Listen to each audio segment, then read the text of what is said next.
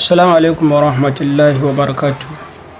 So kamar yadda last video mu muka tsaya a market structure part 1, to za mu ci gaba a yau insha Allah za mu shiga cikin part 2. In ba manta ba, a part 1 mun yi magana akan market structure, yadda market yake tafiya uptrend da kuma yadda market yake tafiya downtrend. Muka ce yadda market yake tafiya uptrend shine market ba tafiya yake a straight line ba, market yana tafiya ne in a wave pattern.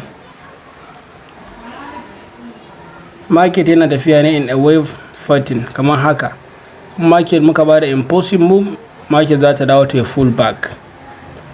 Kaga nan mun yi forming high guda ɗaya, daga nan sai market ta zo sai ta breaking wannan high din. Tana breaking wannan high din, na faɗa muku duk lokacin da muka samu market ta breaking mana high, me muke expecting? Pull back na faɗa muku sai kun rike wannan. Duk lokacin da market ta breaking wani high, definitely wannan market din sai ta yi full back. Me yasa market din za ta yi full back? Saboda ƙarfin da ta tafi da shi ba ƙaramin liquidity ake bukata ba ƙaramin kuɗi ake bukata a kasuwa ba wajen breaking high. In dai market ta breaking high to tana bukatar kuɗi mai yawa kafin ta breaking wannan high din. To in dai breaking wannan high din, definitely zai zamanto wasu za a samu sellers a kasuwar, so definitely market din ba ta da ƙarfi, dole sai ta yi full back. Shine haka, za ta yi full back bayan ta yi breaking wannan high din, za ta yi full back ta dawo ta dauki wasu orders din anan, sai ta ƙara tafiya, ta ƙara breaking wannan high din, ta yi forming new high kenan, sai ta zo nan sai ta ƙara forming another new high. Tukunna kaga ta yi breaking wannan high din ko, so definitely shi ma muna buƙatar full back. Then market ta ƙara breaking wannan high din, haka market za ta yi mutukar uptrend za ta ci gaba da yi. Wannan shine muke kira uptrend. In muka ga market tana haka, mun san definitely market din nan tana uptrend ne. Haka dalika shi ma downtrend. Ba na son na tsawaita magana mutum da mun riga mun yi. Market tana haka, za ta zo sai ta yi pull back, ta da wasu orders sai ta ƙara breaking wannan low din. In ta breaking wannan low din, me muke jira bayan ta yi mana breaking low din nan? Pull back. Za ta pull back ta zo supply zone din nan ta ƙara ɗauka, ta ƙara breaking wani low din. Again haka za ta yi, haka za ta yi har sai market ta mana breaching wani high kamar wannan ta yi breaking din shi haka, tukunna za mu ci market mun samu shock, mun samu change of character, market za ta dawo kuma ta fara tafiya uptrend. Ina fatan an gane. So wannan kawai recap ne na market structure part 1 bidiyon da muka yi a baya. So yau za mu bayani akan swing high da kuma swing low, da internal structure da kuma external structure. Menene swing high, menene swing low?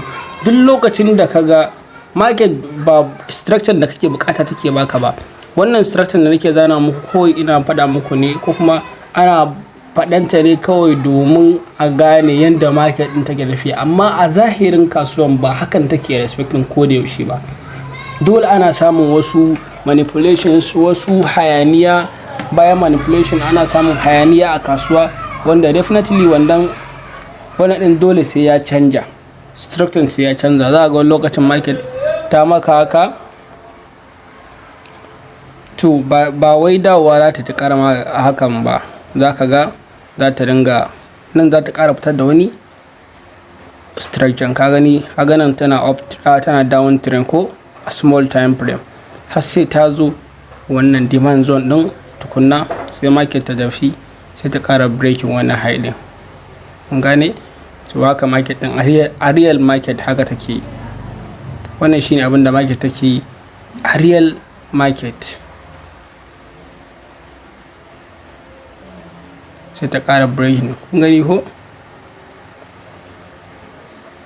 Akwai to shine to wannan highs din da kuke gani na breaking high din nan da ake, wannan shine swing high. To a zahiri haka market take yi. Wannan high din da kuka gani ba gashi na market ta yi breaking ɗinsa ba, kafin ba shi don market ta yi breaking ɗinsa ba. So breaking ɗinsa da ta yi wannan shine swing high.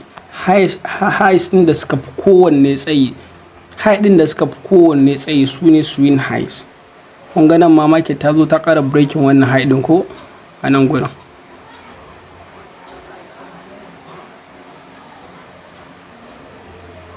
Gashi nan ta yi breaking wannan high ɗin, nan ma ta zo ta ƙara breaking wannan high ɗin. Ina fatan an gane. So waɗannan highs ɗin da wannan wanda za a yi forming yanzu su muke kira da suna swing highs. Su ne swing highs. Su kuma na ciki su muke kira da suna swing lows.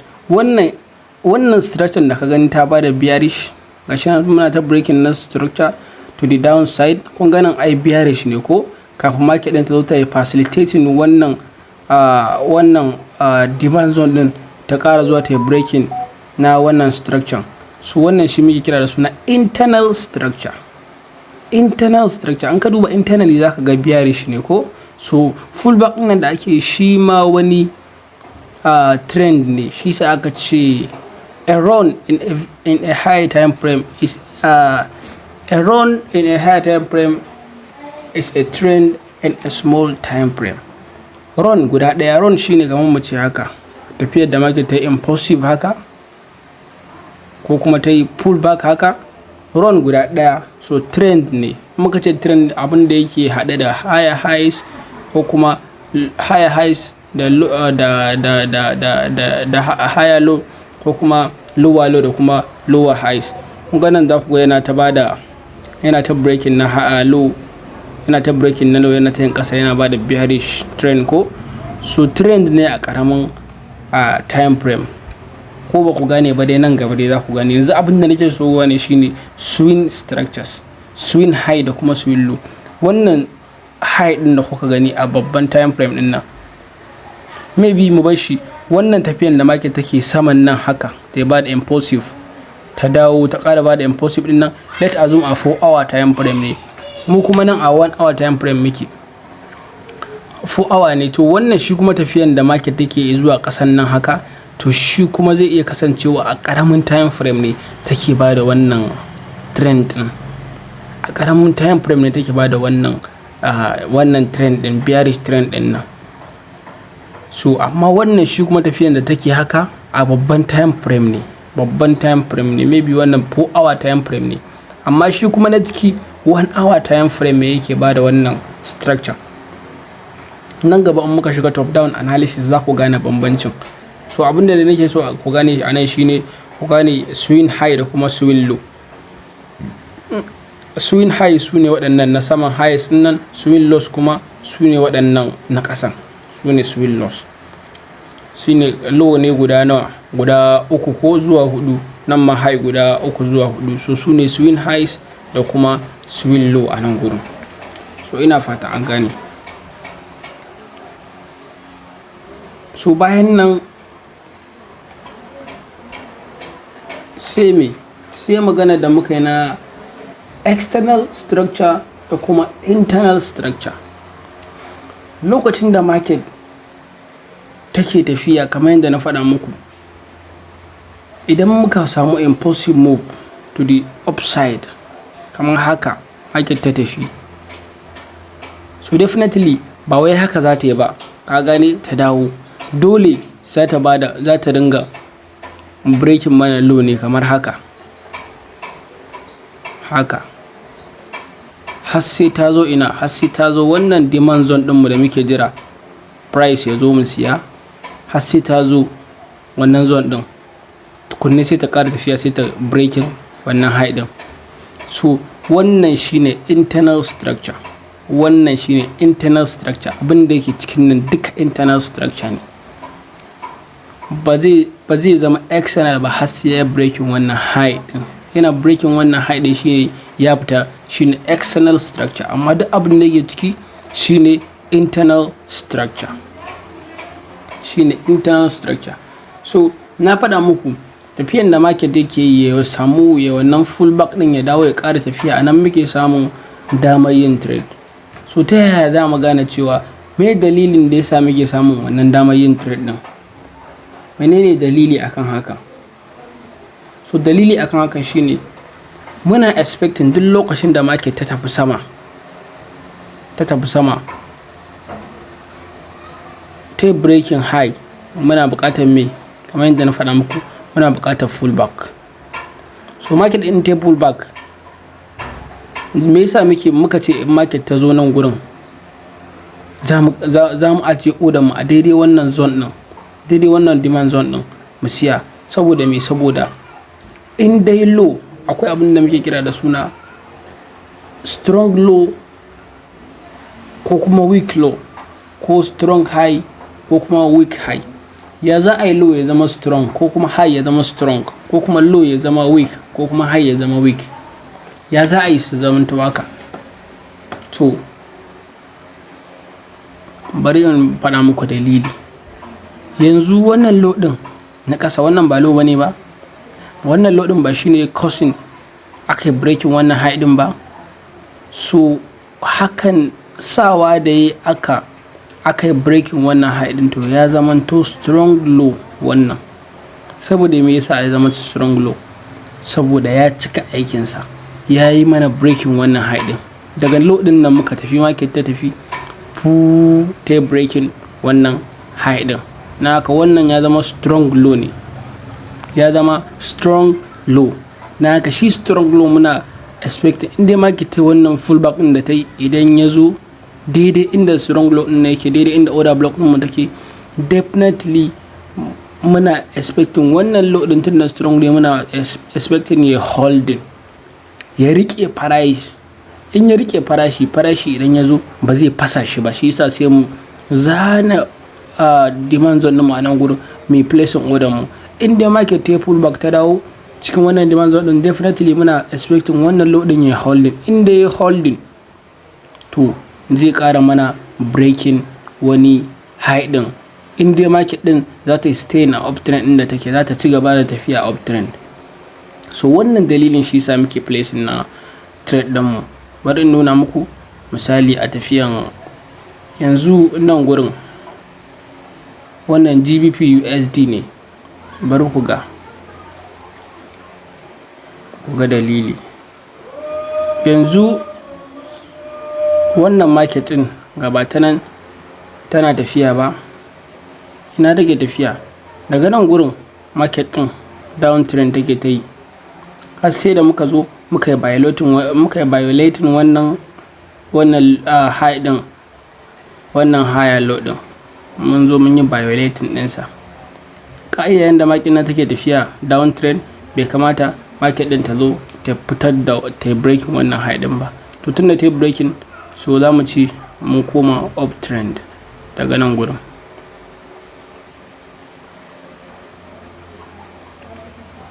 Daga nan gurin mun samu choke, mun samu change of character, mun samu change of character to the upside, mun samu choke, change of character to the upside. So definitely wani low ne causing na wannan breaking na structure? Wannan low din ne, gashi nan, shi ne causing break of structure nan. So definitely a wannan low din, tun da ya causing na break of structure, so definitely muna buƙatar, in dai market ta samu pullback, muna buƙatar ya yi mai, ya holding, bi ma'ana ya rike farashi. In farashi ya zo, definitely za mu samu mu tafi. So ina ne high din? A bidiyo din mu na gaba zan mana bayani akan range trading. Yana da matukar amfani. In za ka yi trade, ka tabbatar ka gane ina ne range ɗinka. So a range mu na trading din mu a nan shine wannan high din ne, bayan market ta yi mana breaking na structure. Na haka sai mu dauko, zan nuna mana yadda ake amfani da Fibonacci. Sai mu dauko Fibonacci mu daga nan gurin da market ta tafi, sai mu straighten din shi zuwa high din. Nan gurin high din nan ne ta zo mana.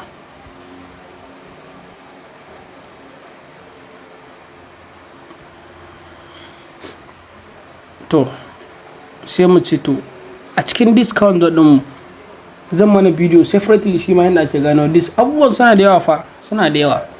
yadda ake amfani da discount da kuma premium. A discount zone ɗinmu ina ne inda yake da order block mai kyau, kuma bayan order block yana da imbalance kuma yana da liquidity ko kuma endorsement. Tunda in kuka duba za ku ga a discount zone ɗinmu wannan shine order block na farko da muka samu. Kuma order block ɗin nan za mu tabbatar da cewa yes, a saman shi akwai imbalance a nan kaɗan. Kuma a nan ƙasa ga wani order block ɗin barin zana mana. Definitely wannan order block ce wanda tana ɗauke da imbalance ɗinta. Ga imbalance ɗinta nan. Ga imbalance ɗinta. Ina fata an ga imbalance. Duk zan mana bayanin su yaya suke. Sannan bayan nan sai wacce ce a discount zone. Wannan ma order block ce. Wani lokacin sai ka samu order blocks ɗinka da yawa. Kaga wannan ma order block ne. Kaga waɗannan za mu iya cewa su ne order block ɗin da suke da imbalances da kuma endorsement da kuma liquidity. So market ɗin ya ta idan ka ce yawanci most of the time muna ɗaukan market ɗin da take order block ɗin da take ɗauke da abubuwan da muke bukata ne, shi yasa yawanci market ta fi respected na extreme. Muka ce extreme order block muna magana akan order block ɗin da take ita ce ta ƙarshe, bi ma'ana wannan kenan, wannan ta ƙasa ita ce extreme. Amma market a nan gudun ka duba za ka ga ta ɗauki wadda take a sama. Kaga kenan ba ko da yaushe market take abin da ake bukata ba. In muka placing trade a nan gurin za mu samu trade mai kyau. Kaga market ɗin ta dawo nan gurin bayan ta yi breaking na structure. Na faɗa muku bari cire wannan abu premium and discount ɗin nan. Ga range trading ɗin mu, trading range ɗin mu gashi mun zana order blocks ɗin mu. Market ɗin gashi ta dawo bayan mun samu breaking na structure, ga fullback nan mun samu.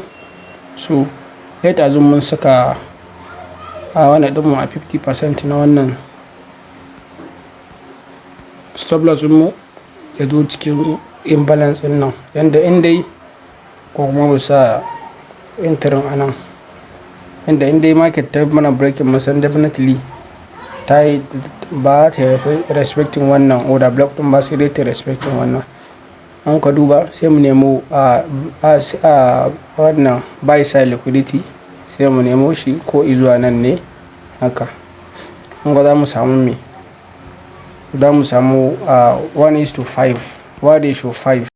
Na faɗa muku da change of character da kuma breaking na structure duk ɗaya ne, kawai dai shi change of character an canjin character ne daga wani trend zuwa wani trend, daga up ne zuwa maybe down ko kuma daga down ne zuwa off. So dukan su inda mun same su muna buƙatar full back. So ka ganin market gashi nan tayo full back ɗin, ga full back ɗin nan tayo ta zo mana order block ɗin mu ko in ce demand zone ɗin mu ta ɗauki farashi gashi nan har mun je TP. So bayan nan mai market ta ƙara yi ta ƙara forming mana, bari mu cire wannan abu tunda market ta yi mana breaking na wannan high ɗin. So definitely wannan shine zai zamanto a new low kenan. Market ta yi mana forming new low, wannan shine low ɗin mu yanzu. High ɗin kuma fa wannan shine high ɗin mu yanzu. To su ma kaga sai mu ƙara duba market ɗin sai ta zo ta mana breaking na wannan high ɗin. Market ɗin ta yi mana breaking daga nan gurin shine high ɗin mu ko shine kai inda last wannan ɗin mu yake. Market ta ƙara mana breaking shine ta mana forming a wancan high ɗin. To kaga nan shine za mu samu BMS break in market structure. Ga range trading ɗin mu nan, ga swing low ga swing high ɗin mu. To me muke nema? An yi breaking na structure, definitely muna neman pullback zuwa zuwa demand zone ɗin mu. Sai mu saka Fibonacci ɗin mu, sai mu ga ina ne discount zone tunda buying muke. Definitely za mu dinga duba inda discount zone yake. Ga discount zone ɗin mu sai mu duba ina ne order block ɗin mu. A nan gurin kun ga za mu definitely wannan za mu ɗauka. a matsayin order block din namu. Order block shine last buying candle before the impulsive move to the upside. Muka dauke shi iya nan sai mu saka a ganin gurin duk wannan dinmu ne, duk liquidity ne daga nan abin da ya nan gurin kafin market din ta karaso duk liquidity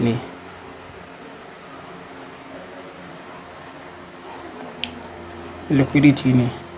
So za mu iya sawa a 50% tunda in kun duba dole sai mun je ƙarshen wannan sell side liquidity din, wannan liquidity na sell side dole sai SL din ya je below saboda mu wannan kar market din ta nemo liquidity tunda cryptocurrency market tana da sai ka iya trading ɗinta. Definitely muna so ya je ƙasa da shi haka. Kaga muka sa 50% definitely an ɗauki order mu a nan gurin tunda ba maganar wani spread a nan gurin. Yawwa definitely inda cryptocurrency ne za a ɗauki wannan trade ɗin, za a ɗauka. A forex market ne sai dai ka saka a kaman 75% kamar nan haka saboda spread. Dan spread kadai sai ya lalata ma lissafi. Sai mu kai shi buy side liquidity na wannan gashi nan wurin last high din mu muka duba left side gashi nan market din me ya faru bayan ta dawo kaga ta respecting yanda lissafin yake, da ta tafi saman ta kusan zuwa sai ta dawo kusan entry amma sai ta ƙara tafiya ƙarshe kun ga mun je TP a inda muka je TP nan kaga daga nan mun yi forming new low.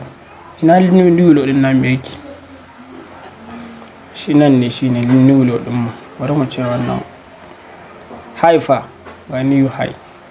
Haka za ka dinga tafiya da trade din kamalan. Trade yana da sauki.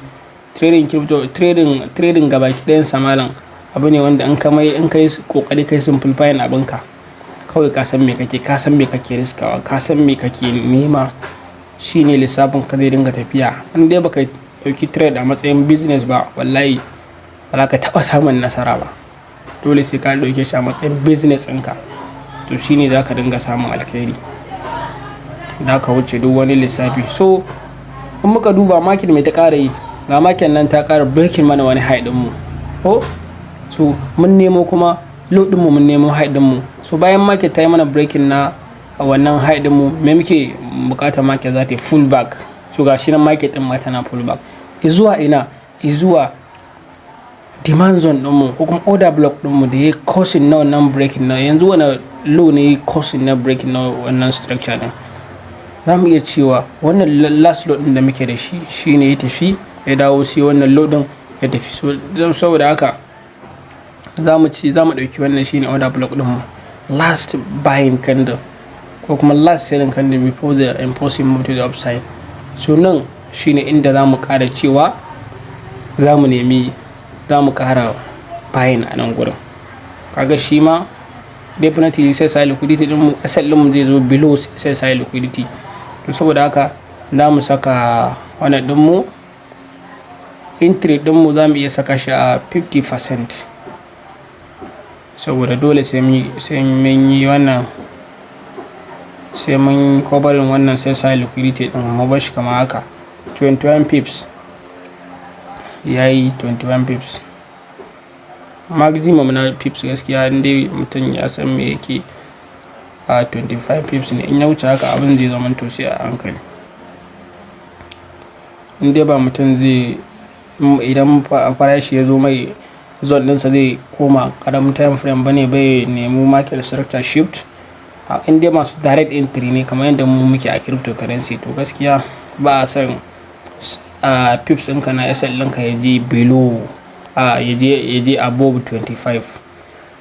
So in kun duba ku ga wannan pips ɗin 21 ne gashi nan 21.2 pips ne kuma muna neman at least ma mu kai shi nan gurin ba sai mun je kai shi har can ƙarshe ba.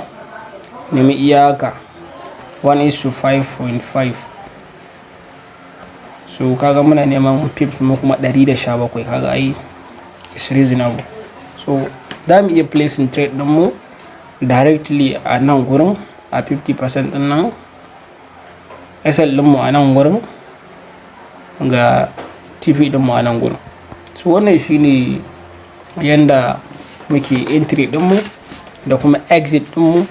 So sauran kuma psychological abubuwa waɗannan don sai daga baya a wannan kai da kanka da ka gane yadda abubuwan suke, musamman ma in market ta dake ka. Mu sai dai mu maka bayani kawai abin da ya kamata ka yi, kai kuma sauran ya rage naka.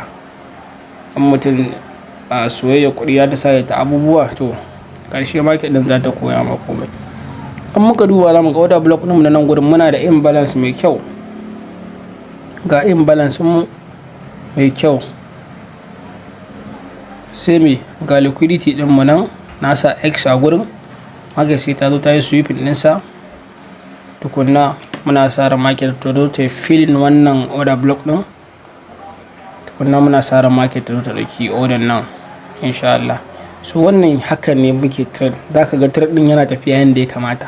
Kawai dai kamar yadda ake faɗa ko da yaushe, shi trading da ka gani 90% waiting ne fa, waiting ne, only 10% ne muke execution. Sai mutum ya ga mai tunanin kawai ko da yaushe muna shiga kawai buy muke ko sell, sai an jira ake.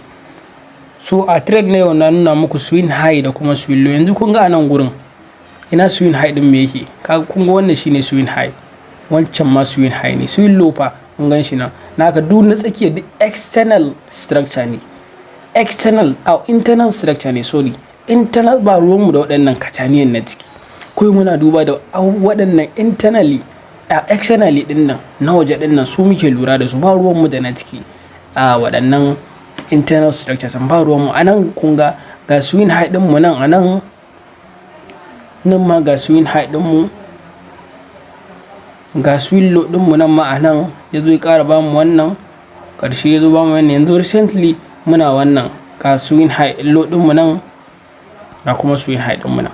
So ina fatan kun gane swing high da swing low su ne the highest high da muke da shi, da kuma the lowest low da muke da shi, wanda ya fi kowanne low da kuma wanda ya fi kowanne high. Ina fatan an gane. So a wannan ɗinmu na gaba za mu yi magana akan range, trading range. Za mu yi magana akan trading range, tukunna za mu yi magana akan order block, yaya muke yi order block ɗinmu, sannan ya muke gano order block wanda ya kamata yake da kyau.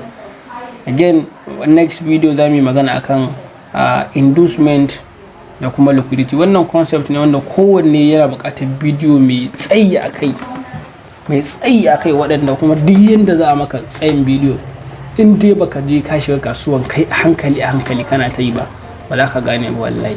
Duk yanda za ka dinga bin wani ba za ka gane ba, in dai ba class za a zaunar da kai a maka bayanin komai. Duk da haka kuma kana buƙatar experience a cikin market. Don wani abu market ne ke koyar da mutum fa, ba wai malami ne ko mentor yake koyar da shi, zai ɗora ka akan hanya ne kawai, zai coating na abubuwan wahalhalun da bai kamata ka sha ba, wanda kuma za ka ga ka ci nasara a ƙanƙanin lokaci insha Allah. So muna buƙatar a mana liking da subscribe in dai kuna jin daɗin wannan content ɗin da muke ɗorawa. Insha Allah next za mu ci gaba da videos mu wanda suke cike da ɗimbin karatu da ilimi sosai insha Allah. So muna buƙatar subscribing da kuma liking da kuma comment akan abubuwan da an muna sauri a mana bayani, sannan mu ringa bi a hankali. In kuma ya kamata mu ƙara sauri to a mana bayani. In kuma akwai wani gyararraki da sauransu don muna buƙata. Rashin hakan muna ganin kamar to ba a kallon mu, kaga ba za mu dinga samun confidence akan abin da muke ba. So kuma kamar yadda na faɗa muku, dalilin da yasa muka fara uploading videos a wannan channel ɗin shine yanayin yadda mutane suka shigo wannan harkoki, wanda kuma ba su da ilimi, wanda kuma suke shan wahala, inda kuma muke ƙara tabbatarwa da mutane cewa shi cryptocurrency bai taƙaito a iya mining ko airdrop ba. So su waɗannan da ka gani wasu fragment ne a ciki, wasu yan barbashi ne kawai a ciki, ba su ne main abubuwan da ake a cryptocurrency wanda suke da mai girma. Trading ne da kuma investing. waɗannan su ne manyan jigajigan abubuwan da ake yi a cryptocurrency market, ko kuma in ce sauran market duk da trade ne. So cryptocurrency market ba iya trade bane ba, ana investing, ana abubuwa sosai da sosai. So wasu gani suke kawai mining da airdrop shine kawai abin da ake a cryptocurrency, wanda gaskiya wannan rashin sani ne. Mutum ai ba zai ɗauki mining a matsayin sana'a ba, ya zauna a gida kawai a ce wai mining yake ko kuma wannan yake yi, airdrop yake, kuma ba zai fita ko ina ba. Wannan ba wanda zai tsaya yana wannan abun gaskiya. Duk wanda kaga ya zauna definitely kamar yadda kake kasuwa ka samu riba a koda yaushe, ko ka faɗi ko ka je ba ma ka samu ba, duk dai haka muke muma. Da wata rana za ta zo a ci riba mai kyau, wadda in za ka yi wata kaza ba ka da problem. Wani lokacin kuma za ka ga ka zo ka fita da VE, wani lokacin kuma za ka fita da small loss, wani lokacin kuma za ka fita da normal loss. So ba yadda dai ba ta kayawa. Shi ma profit ɗin wani lokacin za ka yi taking partial ne due to some market conditions. So ba abin da dai baya faruwa. So saboda haka ya kamata a tsaya a nemi ilimi gaskiya, a daina roshin. In kai roshin to za ka lalata al'amuran ne. Dole sai ka tsaya ka nemi ilimin komai, insha Allah za a samu nasara, kuma za a je inda ba a taɓa tunani ba. Inda wani ya je fa to kai ma za ka je. Time ne kawai da dedication da patience, kuma yi kaya haƙuri. Yan sa patience a cikin lissafin shine babban lamarin ma. Haƙuri, a daina kallon wanda ya kai wani mataki, ka yi focusing akan kanka kawai. Insha Allah za a je da inda ba a tunani. Kai ma wataran za ka zo ka iya analysis kamar yadda na ɗan yi wannan analysis in brief. Kai ma za ka zo ka samu damar yin wanda ya fi wannan. Ka ga yanzu wannan da cikin wannan trade ɗin zan yi kawai jira zan yi. A market nan kuna gani dai gashi nan tana ta tawo ƙasa, haka za ta zo har sai ta zo cikin wannan zone ɗin namu tukunna ta ƙara buying da tafi. Tunda muna up trend ne, ga market ɗin nan ƙiri-ƙiri ta nuna ma, duk da na yi amfani da 1 hour ne ban je zuwa babban time frame ba, amma kuma na je babban time frame ɗin lissafin dai ba zai canja ba. Kun gani ko a 4 hour wannan lissafin ya yi daidai. In kuka duba za ku ga inda muka sa order block ɗin mu, ko in ce demand zone ɗin mu ya yi daidai da wannan order block ɗin ta wannan 4 hour ɗin. Kawai ƙarasawa ne bai, kuma lissafin da a haka yake. So definitely wannan trade ne mai kyau, a GU kenan, so in kana trading a forex a GU za ka iya duba, za ka iya taking wannan trade ɗin, za ka jira ya zo ka nemi confirmation. Allah ya bada sa'a. Ma haɗu a bidiyo na gaba insha Allah.